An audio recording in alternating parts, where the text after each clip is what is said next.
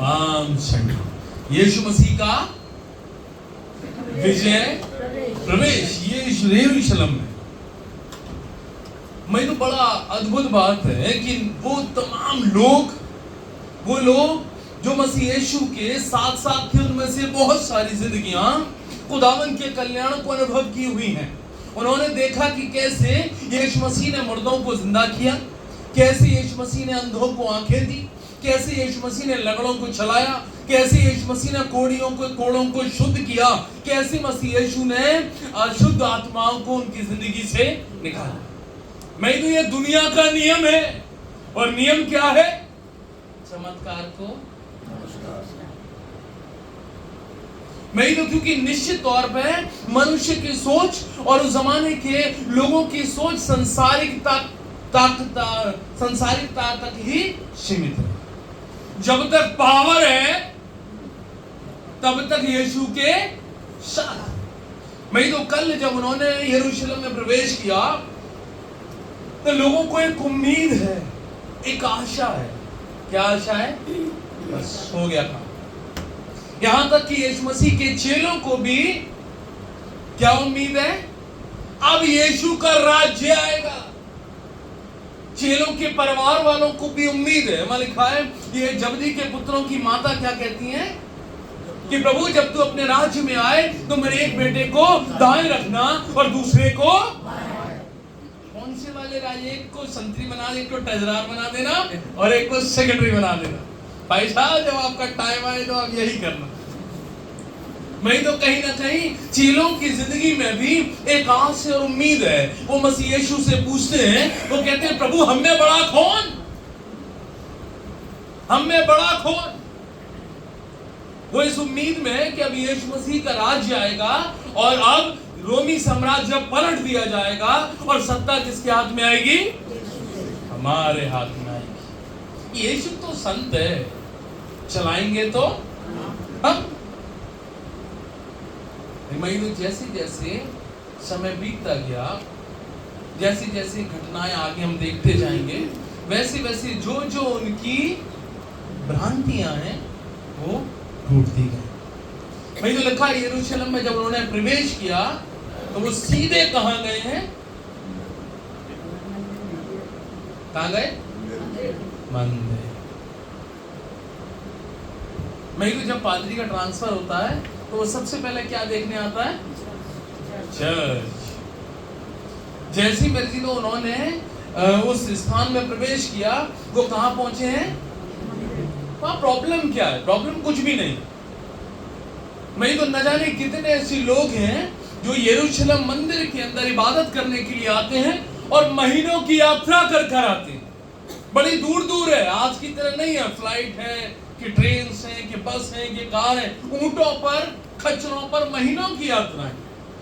और मैं तो बाइबल इस बात को बताती है, वहां लिखा है कि होम बलि, पाप बलि, मेल बलि के लिए, प्रायश्चित बलि के लिए कबूतरों को चढ़ाया जाना, मेढ़ों को चढ़ाया जाना, मेमनों का चढ़ाया जाना, बैल का चढ़ाया जाना, ये बाइबल में लिखा है।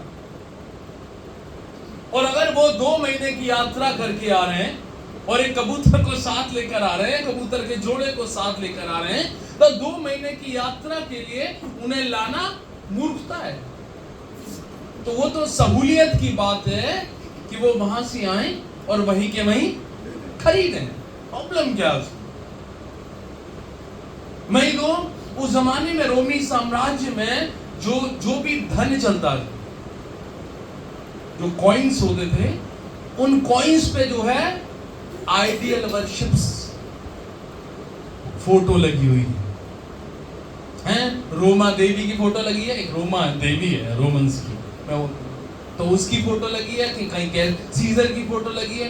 तभी तो वहां खुदा के कलाम में लिखा है, यीशु मसीह के चेले जब यीशु मसीह से पूछते हैं कि प्रभु हम कर दें या ना दें, तो वो लिखा है इस सिक्के पर किसकी फोटो है? फोटो लगी है कि नहीं?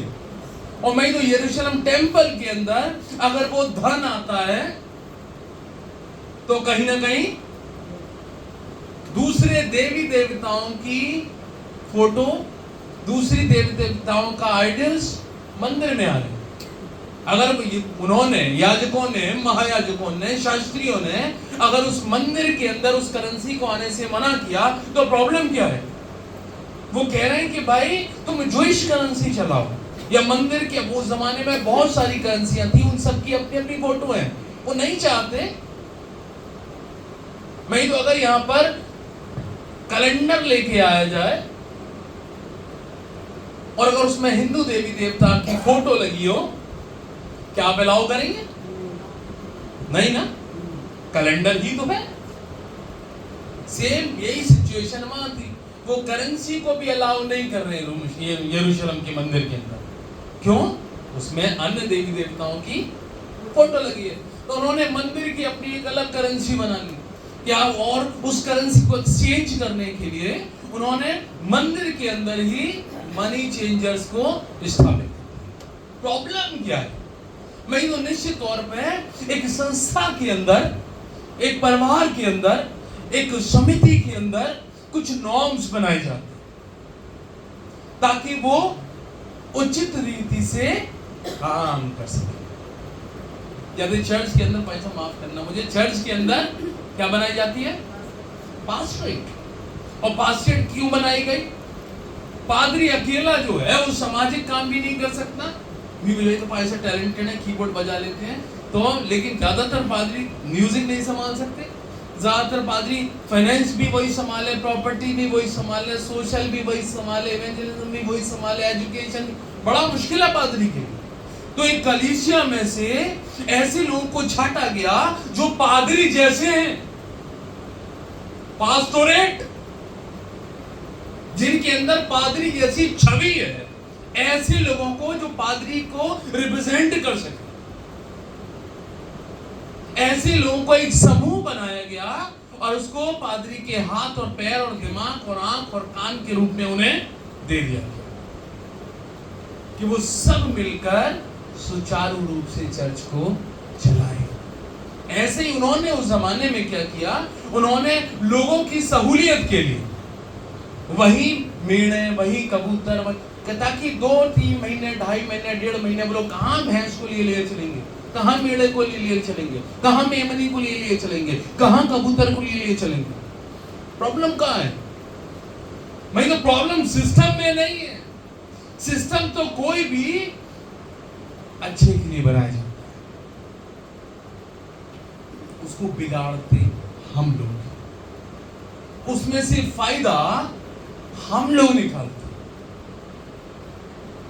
मैं तो चाहे लोकल लेवल का सिस्टम हो, चाहे ऑल इंडिया लेवल का सिस्टम, सब किस लिए बनाया जाता है? जितना भी ये पूरा डिसिप्लिन भी किस लिए बनाया गया कि सारे चर्चेस, सारी कलीसियाएं इस सिस्टम पे चल के आत्मिक उन्नति और उत्थान को पाएं। मैं तो चर्च का पहला गोल है कि आत्मिक उन्नति और उत्थान पाकर कलीसिया उस अनंत काल के जीवन की बाट जो है, टेंशन फ्री होकर खुदावन की पवित्र हैकल में आकर इबादत कर। मैं तो जमाने में भी उनकी सोच यही थी कि कलीसिया के ऊपर किसी भी तरह का बर्डन ना आए। वो लोग जो खुदावन के भवन में खुदावन की इबादत, उसकी तमजीद और उसकी गुणानगान और महिमा करने आए हैं, वो निश्चिंत होके आए। मैं तो कहीं ना कहीं हम में से कुछ ऐसे लोग हैं जो उस सिस्टम में लूप होल डालकर उस सिस्टम को खराब करते हैं। उन्होंने स्टार्टिंग उनकी बड़ी अच्छी रही लोगों की सहूलियत के लिए, उसके बाद क्या हुआ, उन्हें लगा इससे तो हम, यीशु मसीह को क्रोध क्यों आया है? मैं तो खुदा इकलाम में लिखा है, जैसे राजा दाऊद कहता भजन संहिता 69, और उसकी नमी आई तुम्हें कि मेरे पिता के घर की धुन मुझे खाई जाती है, क्योंकि ये लोग तेरे नाम के कारण मेरी नाम धराई करते। मैं तो ऐसे खुदावंद यीशु मसीह को भी क्या बुरा लग रहा है कि उद्देश्य कुछ और था और हो कुछ और गया। वहां लिखा है दूसरा इतिहास में उसके 7वें अध्याय के 14वीं और 15वीं आयत में वहां लिखा है कि मेरा भवन, 15वीं आयत में लिखा है, अब से इस भवन में जो प्रार्थनाएं की जाएंगी उस पर मेरी आंखें और मेरे कान लगे रहेंगे। निश्चित तौर पर जान लेना वो भवन खुदावंद का है और ये भवन खुदावंद का है और खुदावंद की वाचा खुदावंद के लोगों के साथ बंधी हुई है कि यीशु ने कहा जाए दो या दो से अधिक लोग मेरे नाम से एक मन और एक चित होकर प्रार्थना करेंगे, मैं उनके बीच में। प्रॉब्लम क्या है? मैं तो उस यरूशलेम टेंपल से लेकर आज के चर्चेस तक प्रॉब्लम यही है कि हम एक मन एक चित एक आत्मा होकर प्रार्थना नहीं करते। वहां लिखा है, हम लोग अपने घर चर्च की दीवार पर अक्सर लिख देते हैं, अब से इस चर्च में तो स्पेशली, अब से इस भवन में जो प्रार्थनाएं की जाएंगी उस पर मेरी आंखें और मेरे कान लगे रहेंगे। और पादी साहब लोग उसी आयत को बार बार पढ़ाते हैं, यहां दुआ करोगे तो सुनी जाएगी। लेकिन उससे पहले क्या लिखा है 14वीं आयत में, अब जो मेरी प्रजा के लोग जो मेरे कहलाते हैं दीन होकर प्रार्थना कर। मैं तो हमारी परेशानी यही है उस जमाने से लेकर आज तक कि निश्चित तौर पे हम लोग दीन होकर प्रार्थना नहीं। हम अपनी जिंदगी में खुदावन के भवन में आने के बाद भी उसी सोच को लेकर, उसी विचार को लेकर, उसी अहंकार को लेकर, उसी जलन को लेकर, उसी घृणा को लेकर, उसी लालच को लेकर, उसी द्वेष को लेकर, उन्हीं अभिलाषाओं को लेकर खुदावन के भवन में खुदावन की इबादतें करते। तो कहां हमारी प्रार्थनाएं सुनी जाएंगी? ये भ्रांति है हमारी। जब तक मैं और आप मन में दीन नहीं होंगे, जब तक मैं और आप एक मन एक चित एक आत्मा होकर खुदावन की परिस्थिति और उसकी महिमा नहीं करेंगे, तब तक वो वाचा जो खुदावन ने अपने विश्वासियों के साथ बांधी है कि अब से इस भवन में जो प्रार्थना की जाएगी उस पर मेरी आंखें और मेरे कान लगे रहेंगे। वो वाचा तब पूरी होगी जब पहली नियमावली पूरी होगी। मैं तो उस जमाने में प्रॉब्लम क्या है? प्रॉब्लम ये है, स्टार्टिंग जब हुई तब तो अच्छा रहा सब, धीमे धीमे उन्होंने क्या किया, उसे बिजनेस बना लिया। मैं तो वहां खुदा के कलाम में लिखा है कि तुमने भक्ति के मार्ग को कमाई का मार्ग बना लिया है। संत पौलुस कहते हैं कि भक्ति के मार्ग को कमाई का मार्ग न बना। मैं तो निश्चित तौर पे उस जमाने में भी उन्होंने भक्ति को कमाई का जरिया बना लिया। प्रारंभ में उन्होंने नॉर्मल बाहर के रेटों से थोड़े से बढ़ाए अंदर, वहां से यहां तक लाने में कुछ तो मेहनत लगती है ना, कुछ तो कन्वेंस लगता है। उन्होंने थोड़े से बढ़ाए, उन्हें लगा इस पे जनता कुछ नहीं बोली, अब क्या करो, थोड़ा और बढ़ाओ। और उनकी मजबूरी है। मजबूरी क्या है कि व्यवस्था की पुस्तकें ये कहती हैं कि तुम्हें एक जोड़ा कबूतर चढ़ाना है, मेमना चढ़ाना है। तो उन्हें जब खुदावन के भवन में आना है तो खुदावन की व्यवस्था को और तोरा को पूरा करना ही है। जो व्यवस्था और व्यवस्था देना में लिखा है उसके बिना उनकी इबादतें कबूल ही नहीं है। धीमे धीमे करते करते अब उन्होंने क्या किया, स्लोली क्वालिटी भी डाउन कर दी, कीमत बढ़ा दी, क्वालिटी डाउन कर दी। जबकि खुदा के कलाम में लिखा है कि खुदावन अशुद्ध कुर्बानी को कबूल, खुदावन के भवन में जब खुदावन की इबादतों में आओ तो फटा नोट नहीं डालना। सॉरी, हमारी जिंदगी की बड़ी परेशानी है, जो कहीं ना चले वो छंदे की थे। आप तो अमीर लोग हैं, मैं आप लोगों की बात नहीं कर रहा, दिल्ली वाले बड़े लोग, मैं अपने अलीगढ़ मेरठ की बात कर रहा हूं कि जो कहीं न चले वो खुदावन के भवन में चले। क्योंकि ज्यादातर अशर जो चंदा गिनते हैं उनकी प्रॉब्लम यही है, अब इसका क्या करें, ये रजिस्टर में भी काउंट हो गया और ये मार्केट में चलेगा नहीं। तो या तो पादरी या जो चंदा गिनता है वो अपनी जेब से एक्सचेंज करके डाल देते हैं। दूसरा, मेरे बच्चे को भी मैं वो पॉकेट में नहीं देता जो मैं अपने खुदा को देता। मैं देखा कई बार पादी लोग ना क्या करें, आंखें है ना, जेब से बड़ी सी गड्डी निकली, ऊपर से 500 नोट करते करते अंदर अंदर अंदर अंदर अंदर अंदर अंदर, जो सबसे छोटा नोट बीच में है वही नोट हदीर में जाए। मैं तो जबकि खुदा इकराम में लिखा है, मलाकी 3 में लिखा है कि तुम मुझे धोखा देते और मुझे लूटते हो, उठावनी भेंटों में और 10वें अंशों। मैं तो निश्चित तौर पे उस जमाने के लोग अगर चर्च में अर्निंग कर रहे थे तो कैसे कर रहे थे? खुदावन की भेंटों में से चुरा रहे थे, खुदावन के हिस्से में से चुरा रहे थे, खुदावन की कलीसिया को और खुदावन के लोगों को मूर्ख बना रहे थे।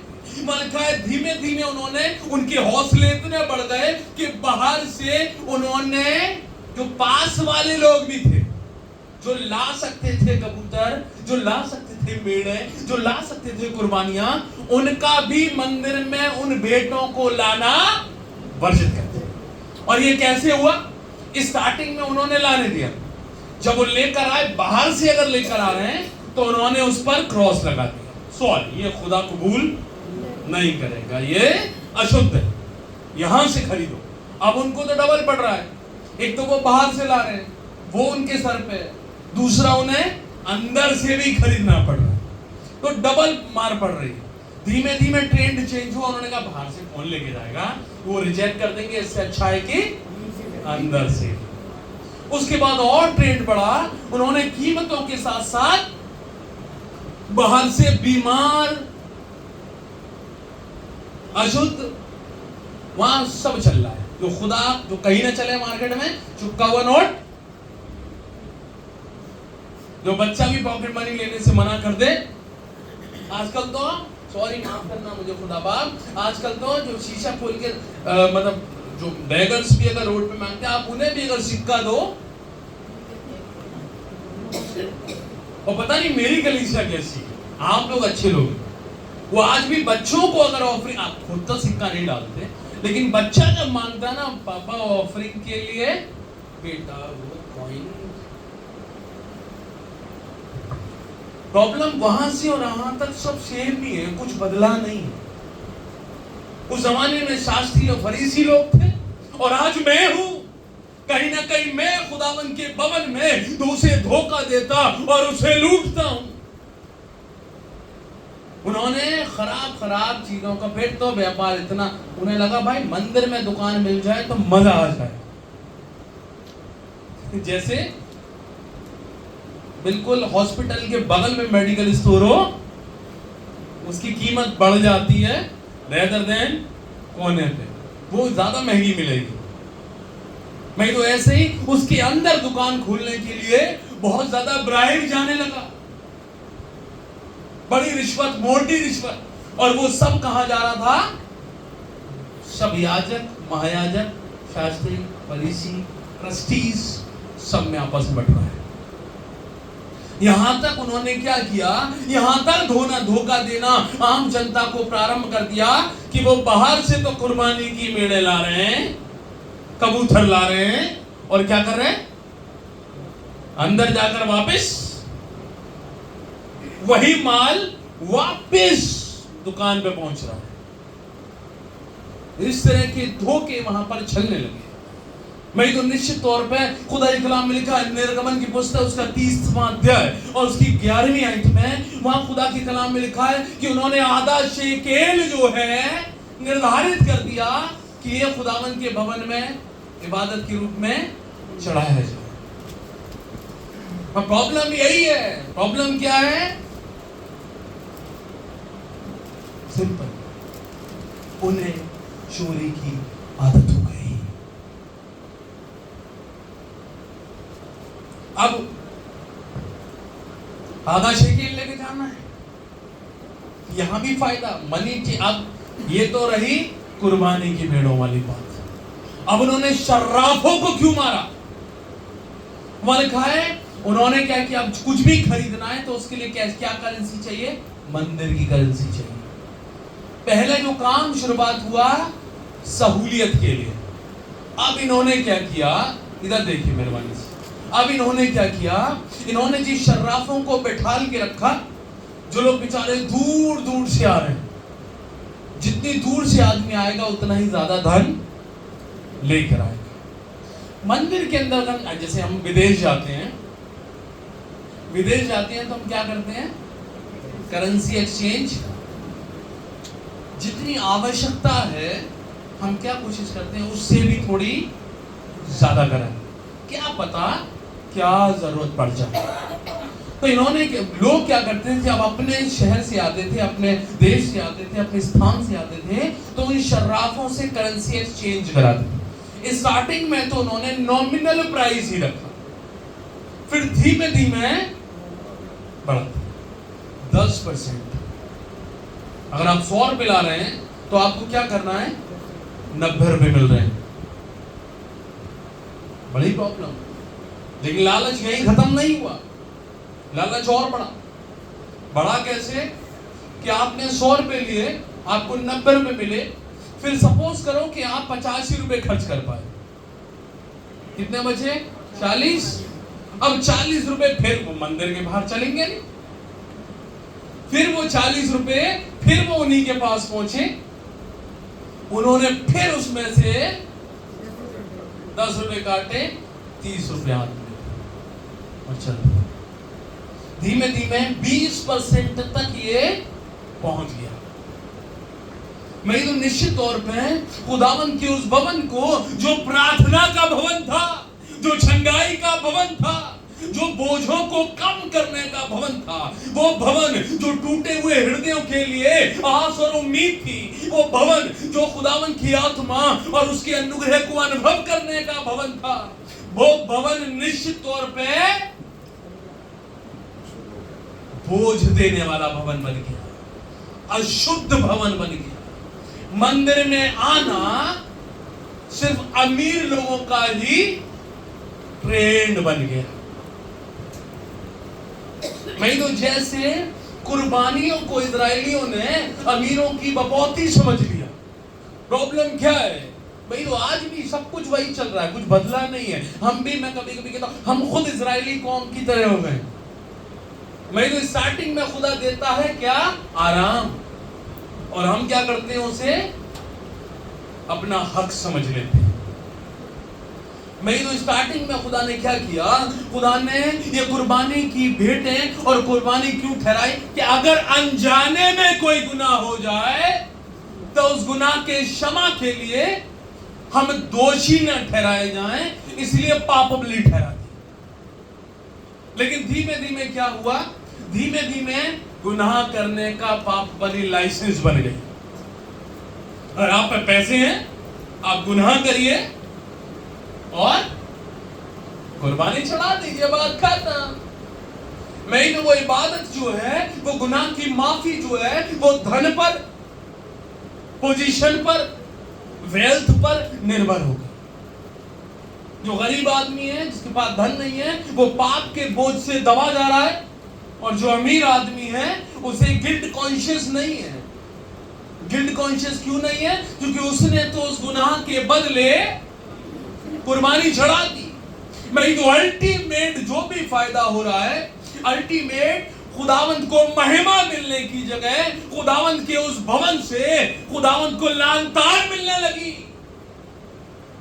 वो लोग जो खुदावंत की उस पवित्र हैकल के सामने बैठते थे और गरीब थे, गुरबा थे, बीमार थे, अनाथ थे, लाचार थे, वो खुदावंत के उस भवन को देखकर यही सोचते थे, अरे खुदावंत इस भवन में क्या चल रहा है। और निश्चित तौर पे जान लेना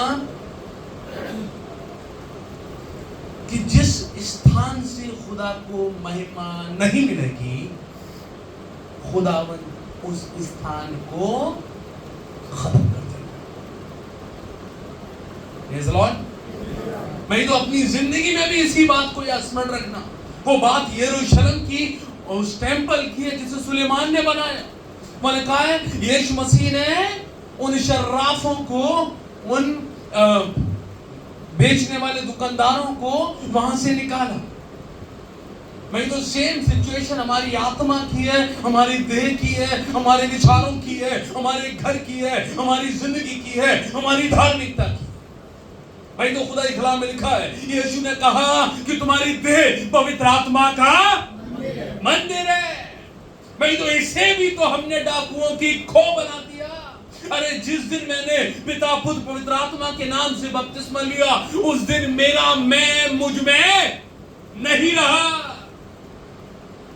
फिर मैं मेरा कहां रहा? जिस दिन मैंने खुदावंद यीशु मसीह के बदन और उसके लहू में सहभागिता हासिल की, उस समय मैंने खुदावंद यीशु मसीह के साथ एक वाचा बांधी, जो यीशु ने मुझसे कहा। और यीशु ने मुझसे कहा कि जो कोई मेरे पीछे आना चाहे, वो अपनी खुदी का इनकार करे और मेरा क्रूस। हम सब रसूलों के अकीदे का अंगीकार करते हैं। हम सब अपने आप को मसीही कहलाते हैं। क्या कहलाते हैं? मसीही। मसीही का मतलब जी, मसा किया हुआ, अभिषेक किया हुआ, मसीह जैसा क्रिश्चियन। कैसे? क्राइस्ट जैसे।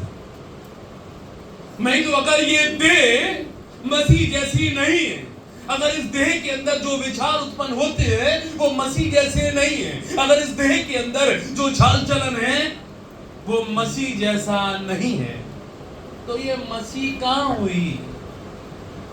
खुदावंद ने इसे अपने हैकल की तरह बनाया था। जैसे जब सुलेमान ने खुदावंद की उस भवन को बनाया, और जब खुदावंद ने दाऊद से कहा कि तुम मेरे लिए एक निवास स्थान बना, तो खुदावंद को लगा होगा कि मैं उस पवित्र हैकल में निवास करूंगा, उसमें रहूंगा, उसमें वो लोग जो मुझसे प्रार्थनाएं करने आएंगे उनकी प्रार्थनाओं को सुनूंगा, उनके बोझों को कम करूंगा, उनकी तकलीफों को कम करूंगा, उनकी बीमारियों को दूर करूंगा, और मैं उस पवित्र हैकल में उनके साथ संगति करूंगा। मैं तो ऐसे ही खुदावंद ने जब अदन की वाटिका में मेरी आपकी देह को बनाया, वो लिखा उसने अपनी आत्मा मेरी और आपकी आत्मा में फूंक। वो देह जो मुझे और आपको दी है, उसके अंदर उसने अपनी आत्मा दी और मुझे और आपको अपनी समानता और अपने स्वरूप में बनाया। तो यहां ये जो देह है, इसके अंदर परमेश्वर की आत्मा निवास करती है। जैसे हम कहते हैं खुदावंद की आत्मा इस पवित्र हैकल में निवास करती है और यहाँ पर खुदावंद के लोगों से बातें करती है, ऐसे मेरी आपकी देह है, वो देह जिसे खुदावंद ने अपनी समानता और अपने स्वरूप में बनाया। ये आत्मा, ये विचार, ये सोच, ये चाल चलन, ये निष्पाप और निष्कलंक रहना चाहिए। मैं तो इसके अंदर यीशु का आत्मा वास करता है। अगर इसके अंदर यीशु का आत्मा वास करता है तो खुदावंद का कलाम पूरा होता है। क्या लिखा है यूहन्ना 1:12 में कि जितनों ने मुझे ग्रहण किया उन्हें मैंने परमेश्वर की संतान होने का अधिकार दिया।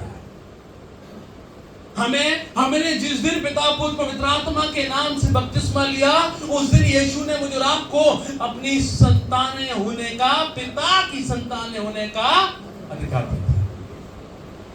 This body belongs to Christ. तो इसके अंदर से जो निकलना चाहिए, तो क्या निकलना चाहिए? हैं? जी? वहां खुदाई कलाम में लिखा है, भले भंडार से भली वस्तुएं निकलती और बुरे भंडार से। अगर मेरी आपकी देह पवित्र है, जैसा कि यीशु ने कहा तुम्हारी देह पवित्र आत्मा का मंदिर है, अर्थात खुदावंद का मंदिर ये देह है, तो इसके अंदर थे अब अपने आप डिसाइड कर लो इसके अंदर भला भंडार भरा हुआ है या बुरा भंडार।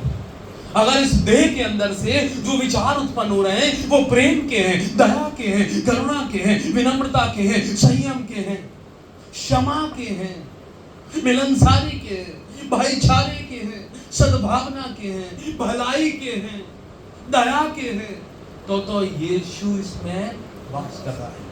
ये भंडार किसका है? यीशु का भंडार है। अगर इस देह के अंदर से लालच, घृणा, पाप, व्यभिचार, ईर्ष्या, झगड़ालुता, कलेश, कलह वो अगर निकल रही है तो किसका भंडार है ये? मैं तो मुझे और आपको इस पैशन वीक में अनुभव करने की जरूरत है कि मैंने और आपने भी तो कहीं उन शास्त्री और फरीसियों की तरह खुदावंद की इस देह को अशुद्ध नहीं कर दिया। हम उन्हें गालियां देते हैं, हम उन्हें दोषी ठहराते हैं। नहीं तो हम कहते हैं अरे कैसे लोग, पादी लोग अक्सर ये डायलॉग मारते, मैं ही मारता, अरे कैसी भीड़ थी भाई, एक तरफ कहती थी कि यीशु हो सन्ना, कभी चिल्ला रहा हूं ना भाई साहब, मैं भी चिल्ला रहा था, अरे भीड़ कह रही हो सन्ना, हे प्रभु हमें बचा, और दूसरे पल में क्या कहने लगी? मैं उन लोगों को बड़ा बुरा कहता, मैं तो उनको तो बुरा कहता हूं, लेकिन मैं क्या करता हूं? जब मैं खुदावन की पवित्र हैकल में होता हूं तो मेरी देह, मेरे विचार, मेरी सोच, मेरा चाल चलन, मेरा उठना और मेरा बैठना बिल्कुल यीशु जैसा लगता है। हाय जब मैं खुदा के भवन में थी, मैं कितनी प्यारी थी, मैं कितना भोला था। किसी ने मेरे बाएं गाल पे चाटा मारा, चर्च में था, मैंने बायां भी फेर दिया, बस रोड पे मत मिल लियो। और रोड पे मत मिलना। मैं एक छोटी सी बात बताकर खत्म करूंगा। इस देह को और इस भवन को पवित्र रहने दो। खुदावन हमसे, मुझसे और आपसे वही उम्मीद करता है। मैं एक किस्सा सुनाता हूँ अपने यहाँ। अक्सर एक चित्र, प्यारा सा बच्चा है ना, ऐसे एक बच्चा था, वो उसको पपी बहुत पसंद था। पपी ना, वो एक आंटी के घर जाता था भाई साहब, रोज उसके साथ, उसी के साथ खेलने जाता था, खूब खेलता था। एक दिन उसका बर्थडे आ गया। अब आंटी से उसके पास टॉफी लेके पहुंचा, आंटी आज मेरा हैप्पी बर्थडे है। आंटी ने कहा बेटा मैं तुझे क्या दूं? भाई बेटा चल मैं तुझे दुनिया का बेस्ट गिफ्ट दूंगी। आंटी अंदर गई, अंदर जाके उन्होंने क्या किया, बैग उठाया और उसमें उसी छोटे से प्यारे से पप्पी के बच्चे को रख दिया। उन्होंने कहा बेटा ये मेरी तरफ से तेरे लिए, तो रोज आता है मेरे पास, क्या है? Birthday gift. बच्चा पूछो मत, खुश होगा कि नहीं? बच्चा खूब खुश भाई साहब, चलने लगा, रास्ते जा रहा, बड़ा खुश। उन्होंने देखा बगल में कुछ बच्चे खेल रहे हैं। उसने कहा हैप्पी टू यू तो है मेरा, आज मम्मी तो कुछ कहेंगी नहीं, और इतना प्यारा गिफ्ट लेके जा रहा हूँ, ये अलग बात है। उसने क्या किया, बैग को वहीं रखा, थोड़ी देर खेलने लगा। बैग जब हिला डुला, बगल में एक शैतान रखा था। उन्होंने कहा ये क्या है, इसके अंदर वो चुपके से गया, मैं बैग खोल के देखा, उन्होंने कहा यार ये तो बड़ा प्यारा पप्पी का बच्चा है। उसने निकाला और उसमें एक छोटा सा सूअर का बच्चा रख दिया, चैन लगा दी। बच्चे को लगा अरे खेलने के बाद चलो चलो मम्मी को दिखाएंगे। बच्चे ने बैग उठाया, घर में बोला मम्मी आज पूछो मत, आज बड़ा खुश हूँ, आंटी ने मेरे बर्थडे पे वो गिफ्ट दिया है ना, आप सोच नहीं सकती मम्मी। अच्छा बेटा दिखा क्या दिया, ऐसा तो इतना खुश है। मम्मी आप ही निकालो। मम्मी ने चैन खोली, हाथ डाला, बाहर निकाला, ये क्या बदतमीजी, कितने दिया तुझे? ना 2 दिया। अरे मम्मी मुझे नहीं पता क्या ये, मुझे तो आंटी ने दिया था, वापिस करके आंटी को वापिस करके आओ। लड़के का दिमाग खराब हो, चैन में डाला, बड़े मायूस मन से फिर निकला। किसी ने पूछा भाई क्या हो गया? यार आज मेरा हैप्पी बर्थडे था, आंटी ने एक पप्पी दिया था, पता नहीं क्या हुआ, मेरे को पता नहीं पड़ा, बस मेरा मूड खराब लगा, चल खेल रहे हैं, बाद में चला गया। उसने बैग रखा, वो फिर खेलने लगा। उस बच्चे को लगा जिसने चुराया था, उसने कहा यार इसका हैप्पी बर्थडे है, मैंने क्या किया इसके साथ, यार बर्थडे वाले में तो गलत था। वो फिर गया चुपके से, उसने फिर चेन खोली, सुअर का बच्चा बाहर फेंका, पप्पी रखा, चेन बंद कर।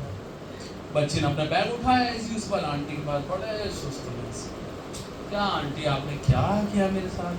बोली बेटा मैंने तो तेरे को बेस्ट गिफ्ट दिया।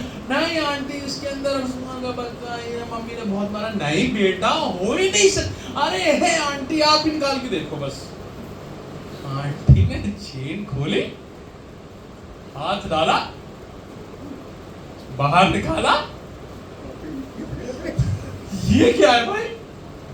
बच्चे का दिमाग खराब। बच्चे ने कहा ये क्या है?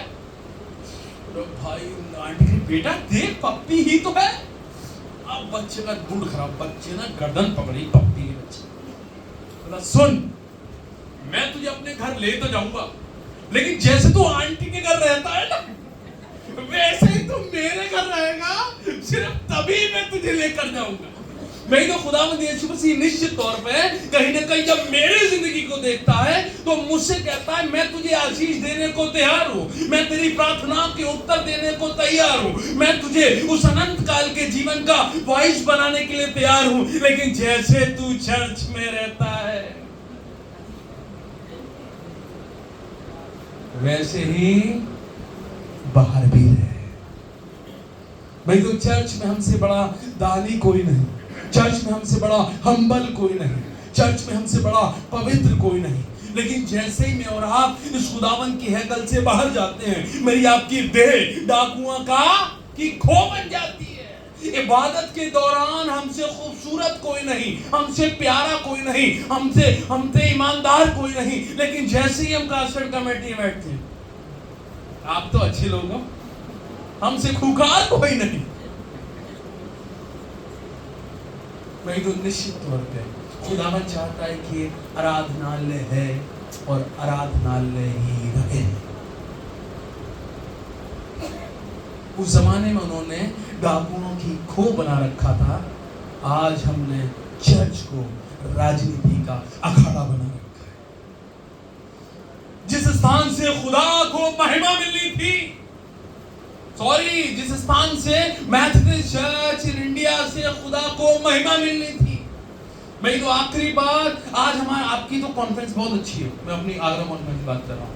आज जो हॉस्पिटल्स, जो भूमियां, जो चर्चेस, जो संस्थान, जो स्कूल्स खुदा ने अपनी महिमा के लिए खोले थे, जब तक उनसे महिमा मिली तब तक वो बढ़ते रहे। मुझ जैसे लोगों ने वो KNH, वो CCF, वो बक्से बॉक्स, आपको मेरे को नहीं पता, आपको पता है कि नहीं, एक बॉक्स में जो है विदेश से बच्चे संडे स्कूल के अपनी पॉकेट मनी जमा कर करके गिफ्ट भेजते थे इंडिया के गरीब बच्चों के लिए। लोग जाड़ों में बड़े अच्छे खूबसूरत सी क्विल्ट्स आती थी, लेकिन मैं लालची हो गया। मैंने उसमें से अच्छी अच्छी क्विल्ट अपने मौसी के लिए, अपनी ताई के लिए, अपनी माँ, भाई साहब, बुआ के लिए, पैसे वाली बुआ के घर पे भी, क्योंकि वो पादरी की, मैनेजर की और DS की और प्रिंसिपल की रिश्तेदार है। पादरी ने खुश करने के लिए अपने ट्रेजरर, अपने सेक्रेटरी को भी दिया, जो इस लायक है। सबको तो नहीं मिलती, जो मैनेजर पादरी है उन्हीं को मिलती। जो मैनेजर, आप टेंशन मत लो, स्कूल के मैनेजर्स को ही कि हाँ वो आते। मैं तो वो मैं तो सुनता हूँ, आप शायद पता हो नहीं पता हो, जो पुराने हॉस्टल्स थे वहां पर बहुत अच्छी सुविधाएं थी। जो पुराने हॉस्पिटल्स थे वो वहां बड़ी बड़ी ईमानदारियां थी। मथुरा, जयसिंहपुरा, मैं तो अपनी कॉन्फ्रेंस की बात कर रहा हूँ, मैंने मशीनें बेच दी, मैं CCF खा गया, मैं स्टाइपेंड खा गया, मैंने तो बच्चों के दोपहर के चावल तक खा लिए। निश्चित तौर पे मेरा खुदा और आपका खुदा वो खुदा है, जब उसे यरूशलेम बुरा लगा उसने उस यरूशलेम को ढा दिया।